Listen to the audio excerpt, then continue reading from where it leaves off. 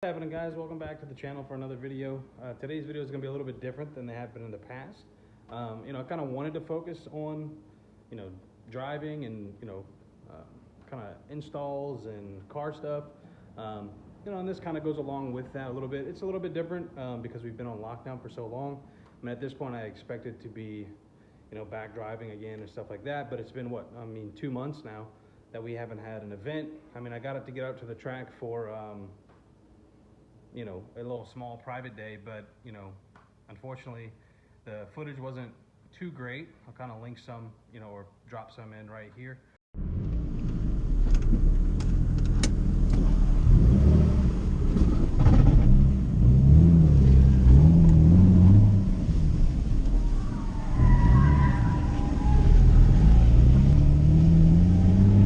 Alright guys, I don't know if you'll be able to hear me with all the wind noise and everything, and I don't have the GoPro like mic'd up inside the helmet, but we switched just tires out, but they're not as grippy as the last set, so I'm gonna kind of go take this first one a little slow, see how the car feels, and then we'll go from there.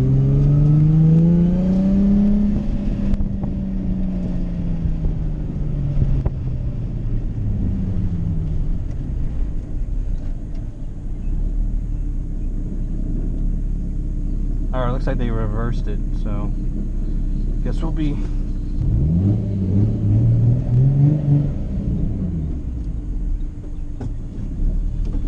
going backwards.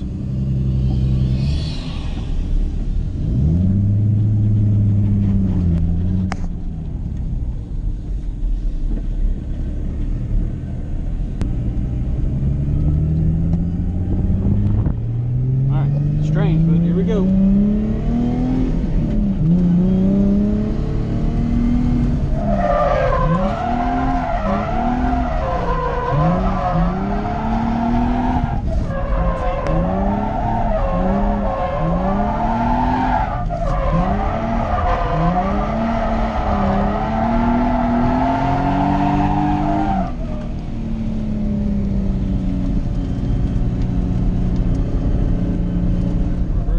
Reverse is weird.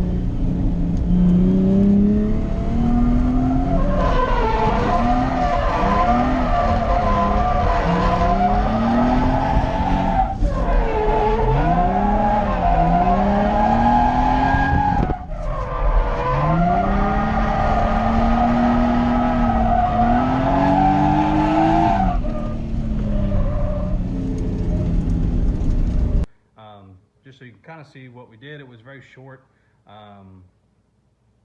driving day. There was nobody really out there to drive with, so watching someone go around a track alone is kind of boring. So I didn't really post it, but it was good to get some seat time out there and all that good stuff. So but today's gonna be a little bit different. We're gonna be putting in like a little welding station in the garage. You see where the Daytona used to be is now open. We ended up selling the Daytona.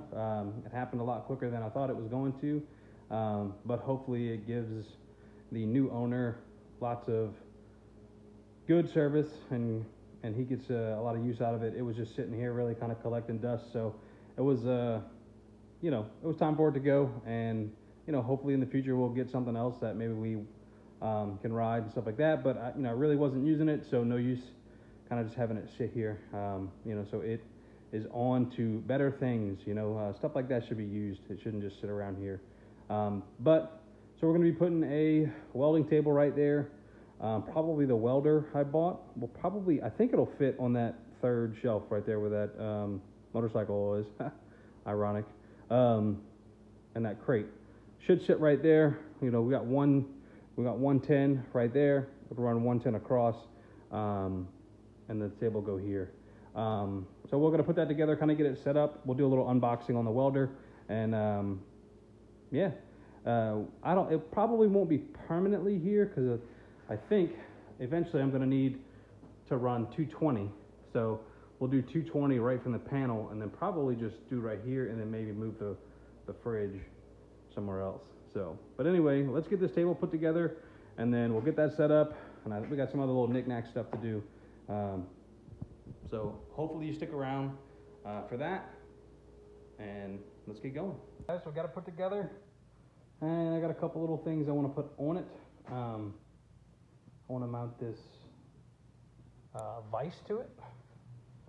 So this will be the first time I've actually had a vise at home. So that's legit. It's weird that I've never had a vise here, but you don't really realize how much you need one until you don't have it.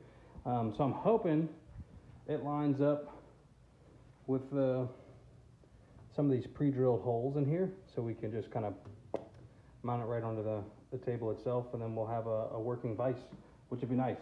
Lots of times where you're like, I wish I had a vise, and you end up having to kind of, just kind of muddle your way through it without it. So let's get that popped on, and then after that, we'll probably open up the welder, and I'll kind of show you what I got and why I bought it. And yeah, but I'll go through all that while we're unboxing it or just after. So we got a little baby vise mounted right there. It should do most everything I need to do around here. So hyped, as they say. Never had a vise here, so it'll be cool to have one. Like I said, you never know when you could need them, or you never know when you need one until you don't have it. So yeah, nothing fancy, but should get the job done. And over here we have the welder. Kind of cut the top off because I didn't know if there was like a separate box inside of that box, but there isn't. It's just the welder in there. So it's a WeldPro.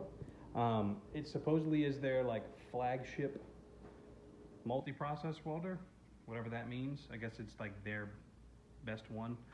It's definitely not the best one you could buy though. There's different brands, Miller, Lincoln, Isab, all those, brands.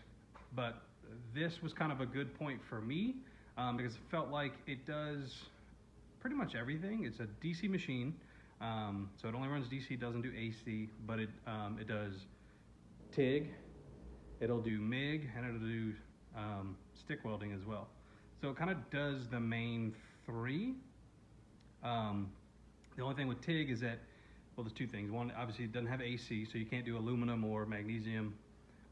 You could do it with a spool gun with MIG on here, so you could do it. But either way, and the TIG only has scratch start. It doesn't have the high frequency start, so that's kind of a bummer. But for the price, if you want high frequency start, it's like a significant jump in price, almost where it doesn't make sense, because you can buy a decent TIG only machine that has high frequency start, that's AC and DC, for I don't know, about $700.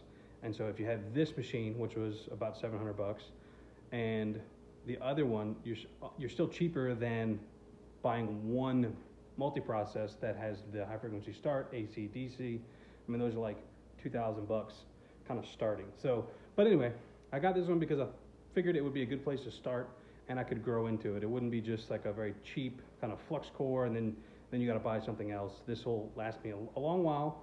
And then even if I do get into really small TIG stuff, stainless exhaust and whatnot, I'll be able to still use this machine and then just have a dedicated TIG machine. So that's the plan. So let's tear this thing open and just kind of see what's in the box. So let's get going. All right, where's my knife?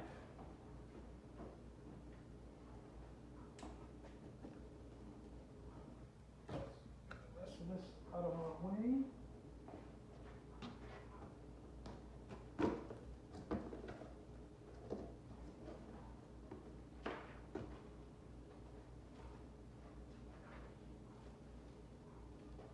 Manuals and whatnot. Keep those.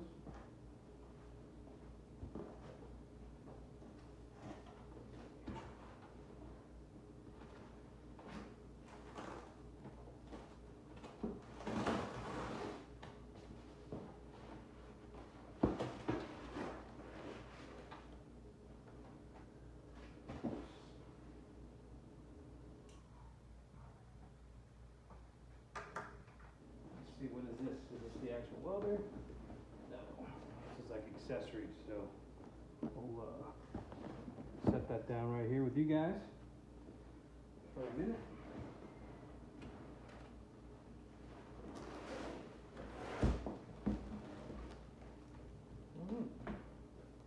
That looks like pretty much it. So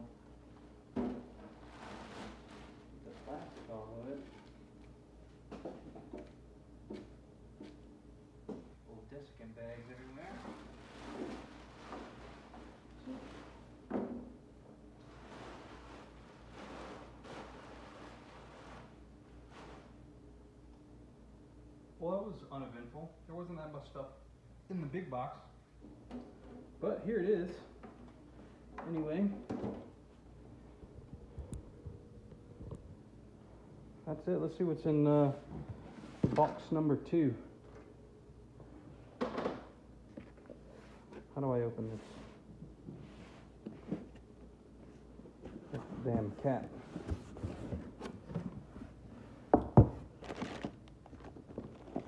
Is this the negative electrode, I guess they call it? Ground clamp.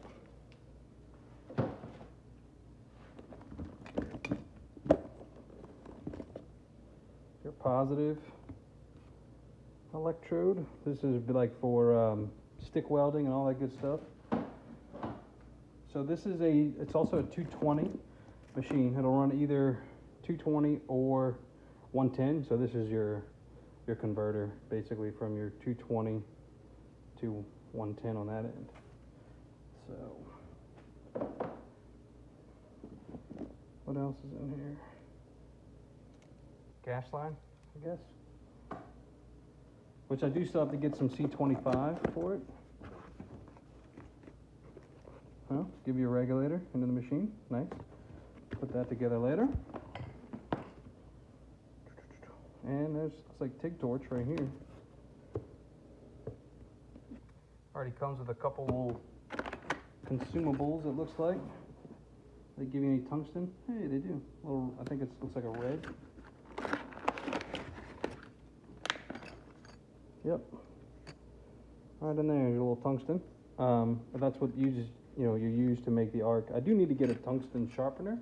So I think they make a kit that mounts to a Dremel, or you can buy an actual sharpener. I don't know. But again, we'll down the road figure all that out. I guess these are different. These are for like the spools for your MIG gun, right? Or your MIG spool. I guess you use these for different sizes. Figure it out.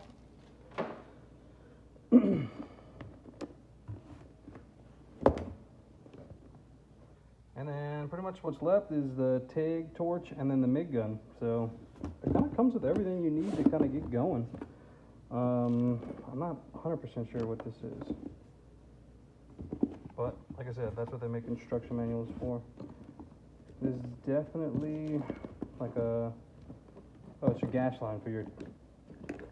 It is attached to the TIG torch, so it's the gas line for that. Interesting. Well, that's neato stuff.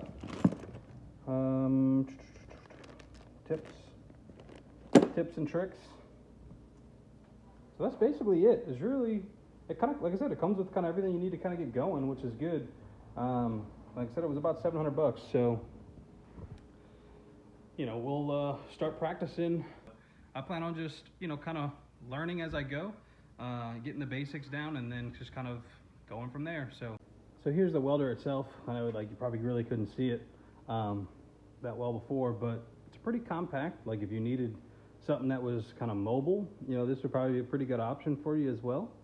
So yeah, I just kind of wanted to get, have you guys be able to see up close. I haven't hooked it up or anything yet. I'm gonna kind of go through the manual and make sure I'm doing everything right, since it's the first time doing all this stuff. But right in here is where your spool goes for your MIG.